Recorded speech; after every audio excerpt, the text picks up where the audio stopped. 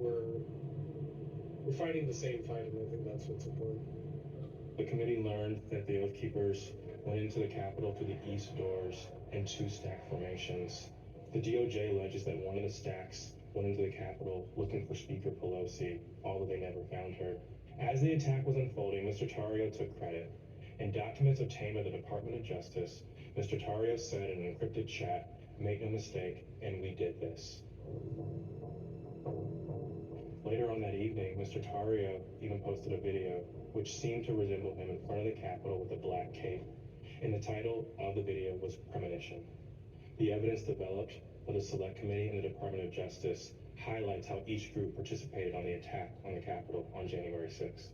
In fact, the investigation revealed that it was individuals associated with the Proud Boys who instigated the initial breach at the Peace Circle at 12:53 p.m.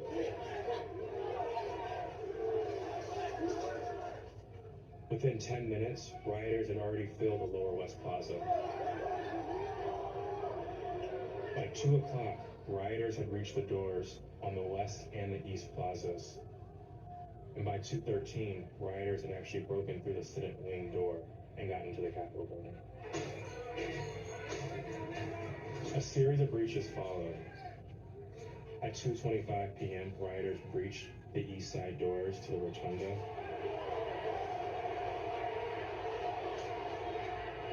And then right after 2:40 p.m., rioters breached the east side doors near the Ways and Means room. Once the rioters infiltrated the Capitol, they moved through the crypt, the Rotunda, the hallways leading to the House chambers, and even inside the Senate chambers.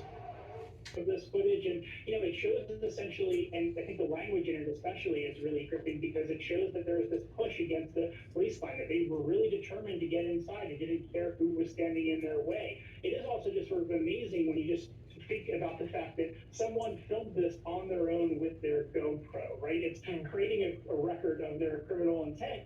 And what they were, filming themselves doing crimes, but it also speaks to this idea that they thought that they were going to win this. They thought they would be on the right side of history and that Trump would stay president and that this was going to be something to be proud of. So it's kind of revealing, I think, to the mindset of the individuals who stormed the Capitol.